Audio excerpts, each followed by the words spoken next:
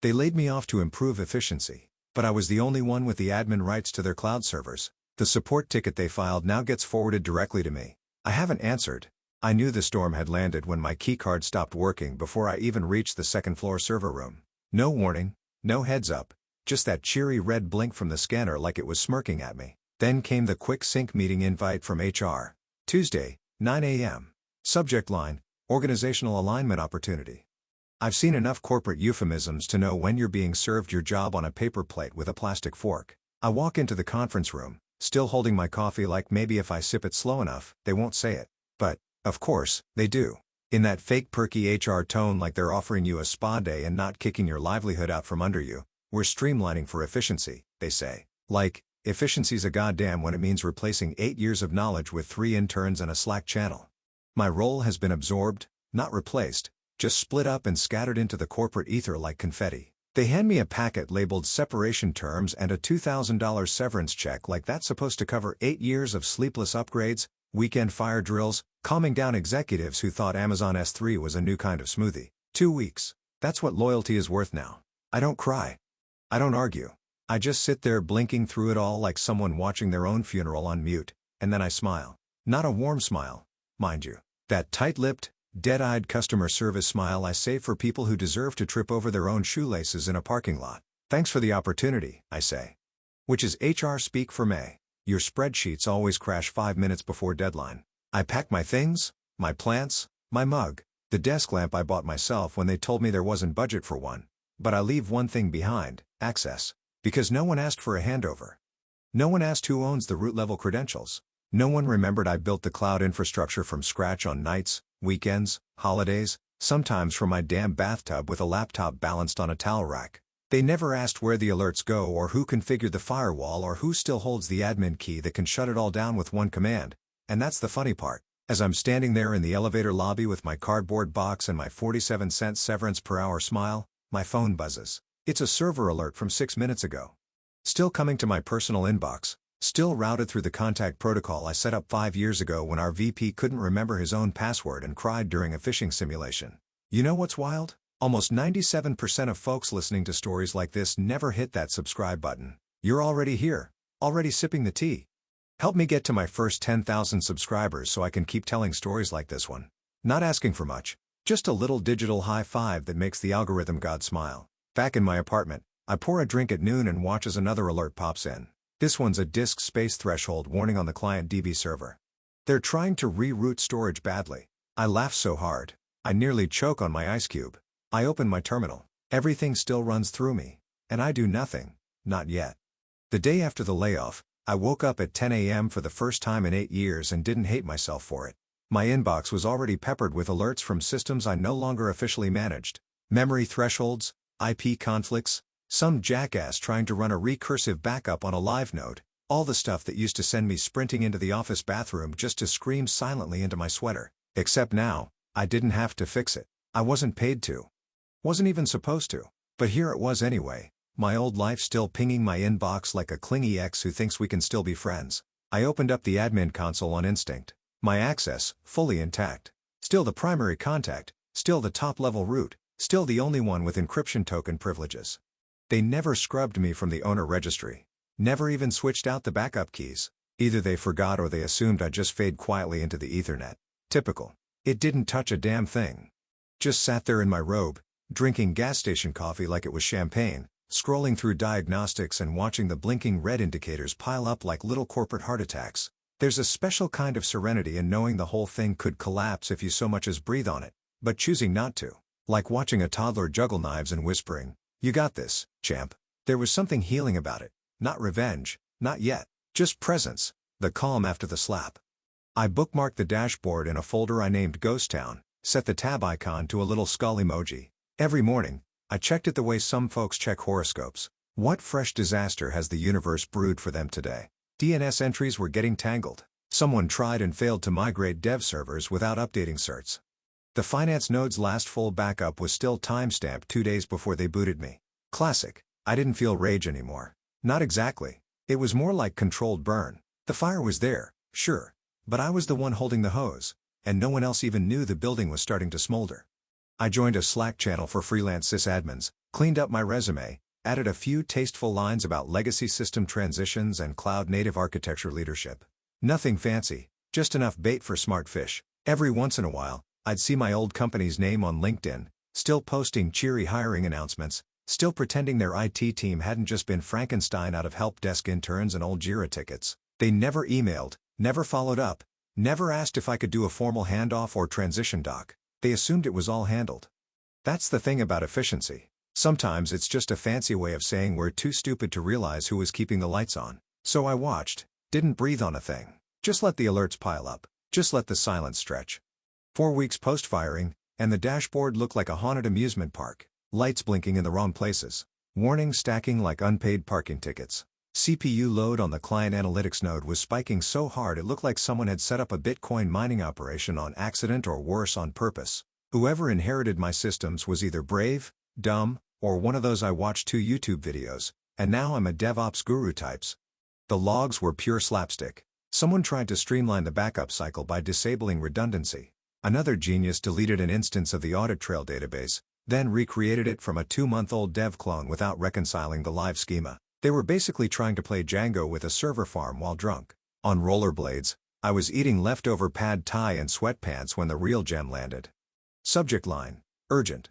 Unable to access root-level functions. Please escalate. It came from their internal Jira system, but the destination, still routed through the old escalation protocol, I'd written back in the prehistoric days, back when nobody knew what cloud orchestration meant unless I explained it on a whiteboard with a Sharpie and tears. Because some lazy junior left the fallback email entry untouched, guess where the ticket landed? Right in my personal inbox. Timestamp 3:42 a.m. Because, of course, the server broke in the middle of the damn night, and because they had no root access, and because someone probably tried to override a credentials file with a JSON copy they found in an old Slack thread, I reread the ticket twice just for flavor. Immediate assistance required. Client dashboard access is down. Internal reset failed. Escalating to Tier 3. Tier 3. That used to be me. They even CC'd a manager. I remembered Tony, the guy who once asked me if firewalls were optional if you trust your team. I took another bite of cold noodles, let the silence sink in. Then very slowly, I dragged the ticket into a folder marked Archived Law. Didn't reply. Didn't forward. Didn't delete. Just kept it like a trophy. I could practically hear the panic behind that subject line. Someone in that office had just realized the keys to the kingdom weren't in their hands. They were in mine still. And I hadn't so much as changed a password. I didn't have to. They'd done it to themselves. Tripped over the wire, then blamed the dark. I refreshed the dashboard just to watch them scramble. Another alert hit. Cloud object storage limit exceeded. Idiots were hoarding redundant media files again. I want to change the auto-purge policy to never delete. Bless their hearts. I poured a drink, laughed. Archived that one too. Power doesn't always have to shout. Sometimes it just sips bourbon, reads error logs like bedtime stories, and lets incompetence do the dirty work. There's a special kind of satisfaction in clicking Submit Application to the one company your old boss used to trash at every quarterly meeting. They're bleeding clients, he'd say, puffed up like a middle manager peacock. Legacy codebase, weak cloud pipeline, no vision. Right. Well, guess who just opened a senior systems architect position with remote flexibility and a salary that made my old paycheck look like a punchline? I tightened up my resume, sprinkled in just enough salt to taste, decommissioned redundant systems, streamlined hybrid cloud architecture, developed proprietary admin routing protocols. That last one was the dagger in the ribs, and they wouldn't even know it. Interview came fast. CTO himself. Black t-shirt, neck, beard, camera off. Exactly the kind of guy who smells like yerba mate and thinks Vime is a personality trait, but sharp listened when I spoke. Didn't mince plain REST APIs or interrupt to ask if I'd ever configured a load balancer in real life. Then he leaned back in his virtual chair and said, "Tell me about your last gig." I gave him the curated version. 8 years. Built it from the ground up. Systems ran clean until they didn't. He smirked. "Let me guess. They replaced you with templates close," I said. "They decided to optimize with a cross-functional approach. Put a design intern in charge of IAM that made him laugh like real laugh, hand over mouth, had to mute himself laugh." I leaned in a little, dropped the kicker. Funny thing is, I still get some of their server alerts. Nobody updated the routing logic I built. But, hey, who's counting? He didn't ask follow-up. Didn't need to. That grin said everything that he knew that they all knew. My old company had been stumbling across the industry like a drunk in a hall of mirrors, and here I was walking in sober. Offer came same day. 20% bump in salary, signing bonus, Zero micromanagement, full-stack infrastructure leadership on my terms. And the best part, the job wasn't just sweet revenge. It was respect. No more being talked over in meetings by guys who thought root access was a euphemism. No more patching security holes after hours because someone installed a sketchy plugin from Reddit. No more watching clueless execs dismantle years of stability like toddlers with a hammer. My new boss called me a rare find. I told him I was just tired of cleaning up after stupid. That night, I opened the old dashboard again. Same blinking alerts. Same stupid errors. Same silent inbox full of desperation tickets marked urgent. But now I was busy. It started with a LinkedIn post from Mark, one of the last decent engineers still tethered to that sinking cruise ship of a company. Just a photo of his dog and a caption, "Some weeks are tougher than others. Hug your pets." Translation: servers are on fire and someone probably triggered a rollback without versioning the data. Then Kim, the text from Carla, ex-project manager, chronic overscheduler, queen of passive-aggressive Jira, comments. "Hey, Julia. Hope you're well. Quick Q. Do you happen to still have access to the server credentials for the finance environment? No one seems to be able to reach the backups." I didn't answer. I didn't even leave it on read. Just watch the typing dot stutter like a dying heartbeat and vanish. She never followed up. Then Chris, who once accidentally deleted a shared folder labeled Q3 payroll final, messaged me on Signal of all places. "Not sure if this is still your number. We've got an issue with client portals not authenticating.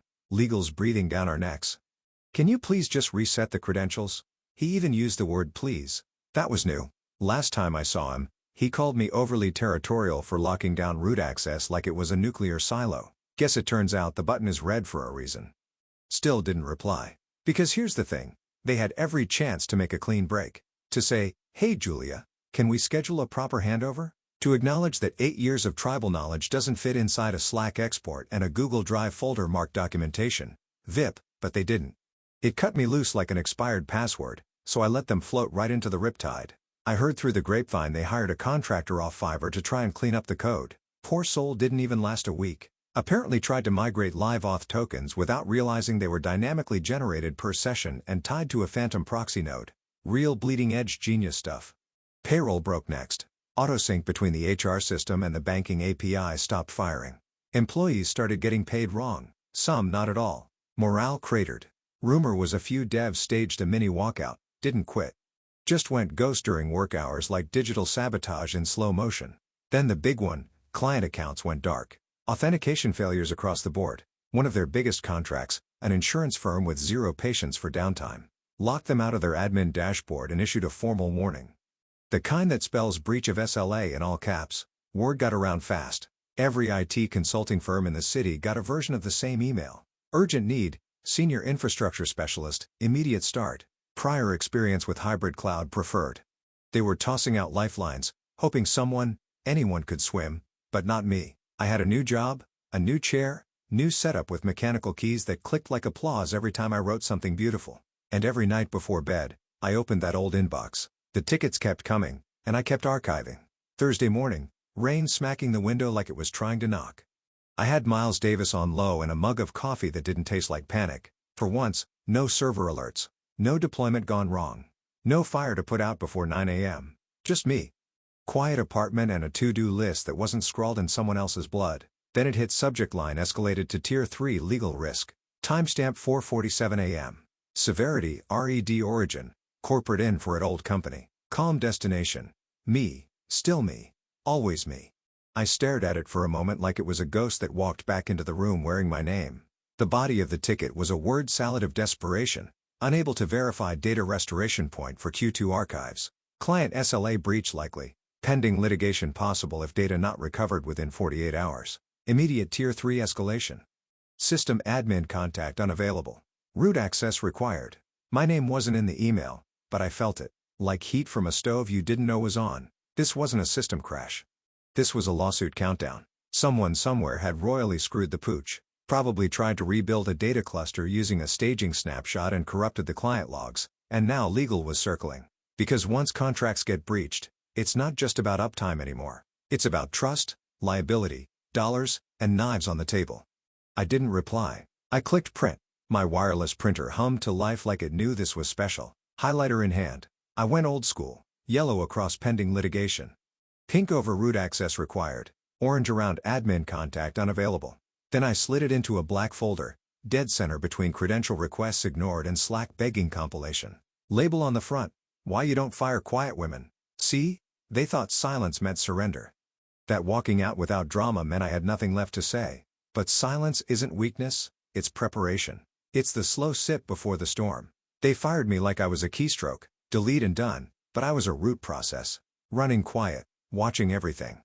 The silence had become its own kind of gravity. Every day they didn't hear from me, the weight got heavier. Every failed recovery attempt, every jittery email from legal, every whisper, "Does anyone know how this used to work?" They were being buried by the same silence they handed me in a conference room with fake smiles and 2 weeks severance. I could have reached out, could have offered to consult, but I was done offering. Now I collect, not payment, proof, and they keep sending it. One urgent ticket at a time. The post hit LinkedIn like a depth charge. After thoughtful consideration, we've decided to transition to a new infrastructure partner due to repeated service interruptions. Appreciate our former vendors' efforts and wish them the best moving forward.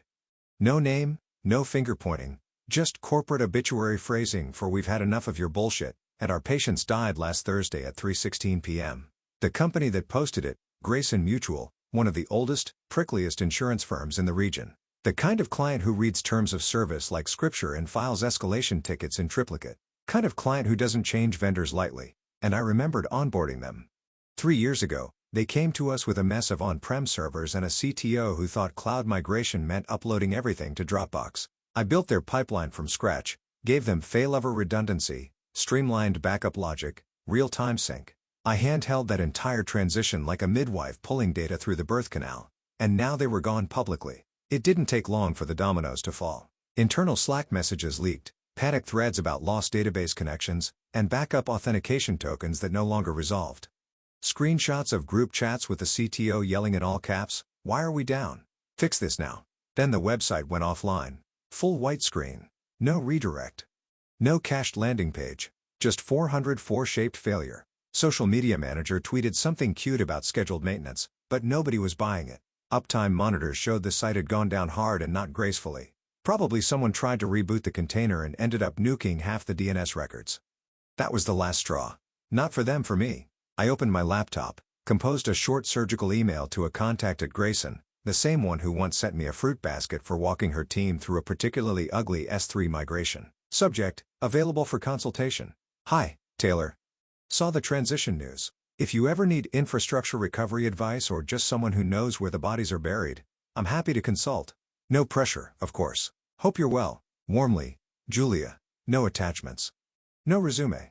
Just an open door and a subtle nudge that the person they needed wasn't sitting in a glass tower pretending to be a sysadmin with a Google search tab open. Within 10 minutes, the email was marked read. Within 30, I had a reply. "Let's talk Monday." I didn't gloat, didn't screenshot it or blast it in a group chat. I just smiled. Quiet, measured, like a storm system watching the radar light up red while sipping wine from a safe distance. Because by now, my silence wasn't passive. It was tactical. It was leverage. And every second they spent spiraling, every client they lost, every ticket they escalated into the void, they were finally feeling what it's like to be ignored, to scream into the abyss and have the abyss hit archive. The email came in with the fake professionalism only HR can conjure when they're writing through gritted teeth. Subject line, consulting opportunity urgent, like they were doing me a favor. Hi, Julia. Reaching out to explore the possibility of a short-term consulting engagement related to system continuity and infrastructure recovery. Your historical familiarity with our cloud environment may prove valuable in restoring operational efficiency. Please let us know your availability to discuss potential next steps. Translation, everything's broken, legal is screaming, and you're the only one who can unfuck it. No apology. No acknowledgement. Not even "we may have made a mistake." Just corporate crocodile tears typed in Arial 11. I waited 2 hours. Just enough time to let the silence stretch, but not long enough for them to think I was hesitant. Then I replied, "My rate is $15,000/day paid upfront. I do not guarantee results. I will not sign an NDA. I will not assume liability for prior mismanagement. I'll work remote. Maximum, 2 days. Let me know if that aligns with your budget. No best regards." No emojis, no fluff. They didn't respond right away, but I imagined the HR Slack channel lighting up like a panic disco. Is this real? Can we negotiate? Do we even have $15 a day? They balked, obviously, and I shrugged, obviously, because I wasn't waiting for them. Later that night, I was sipping a Manhattan in a low-lit corner booth when my new boss walked in. CTO who actually knows what a container is and doesn't treat women in tech like exotic pets. He smiled, dropped his phone on the table, and said, "I saw that Grace in contract. Nice work." I raised my glass. "Told you I knew where the bodies were buried." He laughed and flagged down the waiter. "Steaks on me tonight? Hell, you want dessert first? I'll make it happen." And there, in that booth with good whiskey, a medium rare ribeye, and someone who finally got it, I felt it settle deep in my bones. Power. Not the kind you chase with titles or beg for in performance reviews, but the kind you earn in silence, the kind that walks away and makes them follow. It ended the same way it began, quietly. Calendar ping, June 15th. The final clause of my severance agreement officially expired at midnight.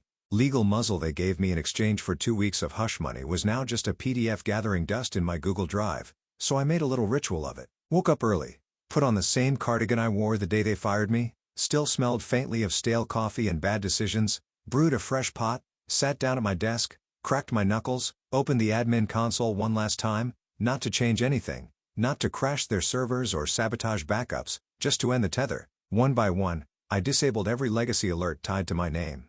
Server health, CPU load, cloud billing, SSL renewals, firewall pings, IAM resets, all those tiny beacons that had flickered into my inbox for years, long after they'd shown me the door.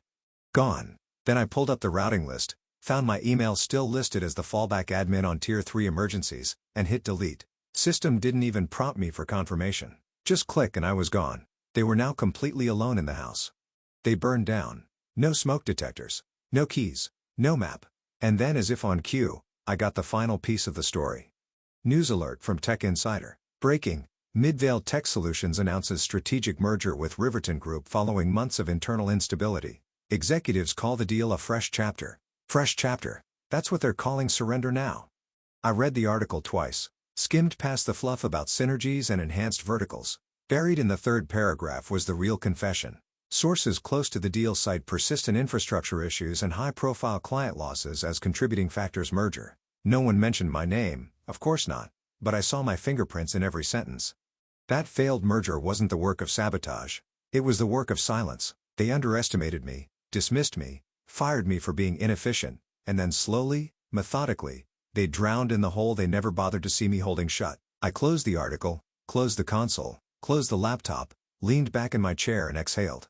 Not revenge, not rage, just peace. The kind that only comes when you stop proving your worth and start letting the consequences speak for themselves. And somewhere in a boardroom, a new exec is probably asking, "Wait, who set up this system?" Too late. The quiet woman left the building, and she took the oxygen with her. Big thanks for watching, you sneaky seniors. Subscribe to keep the coffee pot brewing. Revenge. Your ex-colleagues won't know what hit them.